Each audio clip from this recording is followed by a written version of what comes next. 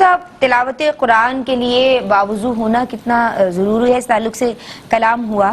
Mobile, tablet یا جو بچوں کے گیجٹس یا ڈیوائس ہوتے ہیں یا بہنیں یوز کرتی ہیں، مرد حضرات یوز کرتے ہیں، ان کے تعلق سے میری بہن نے بتایا کہ چونکہ وہ چھونا اس پہ لازم نہیں آ رہا ہے تو اس لیے موبائل پہ یا ٹیبلیٹس پہ یا ایسی دیگر ڈیوائسز پہ قرآن مجید کو پڑھا جا سکتا ہے وضو کے بغیر بھی۔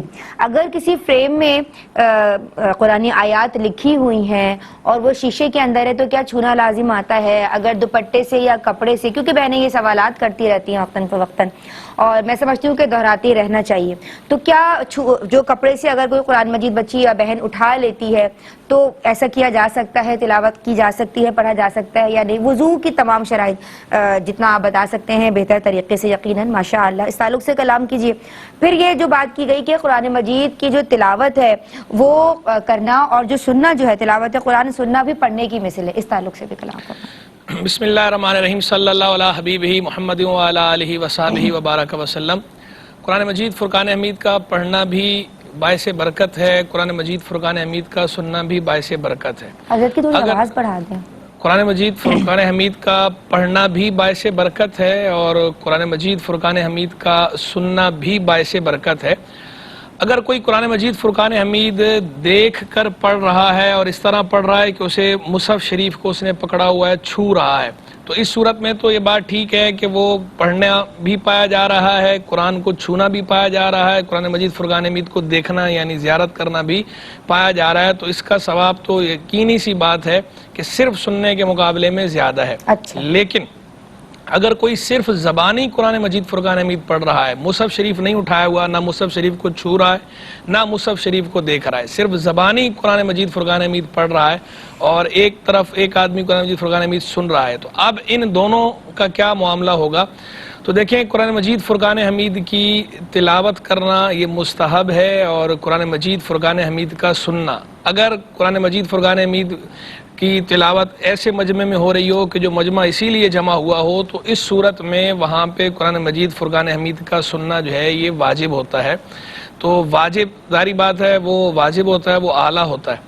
تو اس جہت کو اگر دیکھا جائے واجب اور مستحب کی، تو اس صورت میں تو جو سننا ہے وہ پڑھنے کے مقابلے میں زیادہ مؤکد بھی ہے، اور اگر اس وقت سنیں گے نہیں تو گناہ ملے گا، جبکہ نہ پڑھنے کی صورت میں گناہ نہیں ملنا۔ یہ صرف مستحب ہے، وہ واجب ہے، اس اعتبار سے وہ اعلیٰ ہے اور یہ اس کے مقابلے میں کم تر ہے۔ اور رہ گئی بات جو ہے وہ ثواب کی، تو ثواب کے معاملے میں بہرحال ضرور فقہا نے یہ تصریحات کر رکھی ہیں کہ کچھ امور ایسے ہیں کہ جو اگرچہ واجب نہیں ہیں اس کے مقابلے میں واجب پایا جا رہا ہوتا ہے، لیکن فضیلت کے اعتبار سے، ثواب کے اعتبار سے وہ بڑے ہوئے ہوتے ہیں۔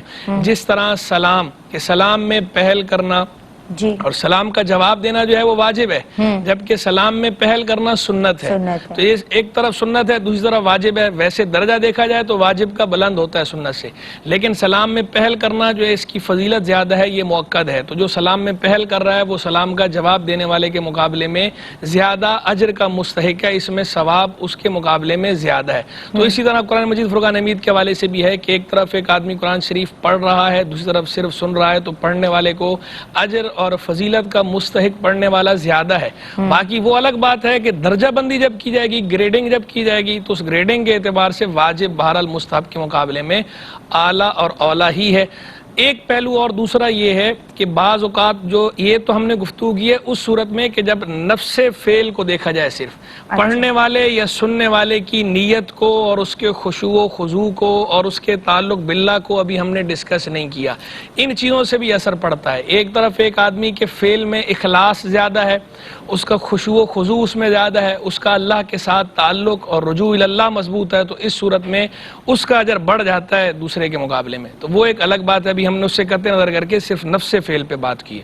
اچھا، اور وضو کے حوالے سے جو آپ نے بتایا وہ دو پہلو کے کپڑے سے قرآن کو پکڑنا اگر وضو کی حالت نہیں ہے، اور دوسرا یہ کہ اگر کسی فریم میں ہے لکڑی یا شیشے کے، تو وضو کے حوالے سے انشاءاللہ بریک کے بعد گفتگو کرتے ہیں، غالباً بریک کا وقت ہے۔ بریک کا، ہاں میں نے کہا شاید یہ رہ نہ جائے اس لیے میں پوچھ لوں۔ ایک بریک لے رہے ہیں جناب، اس کے بعد ان پہلوؤں پہ بات کرتے ہیں۔ درود پڑھتے رہیے۔ اللہ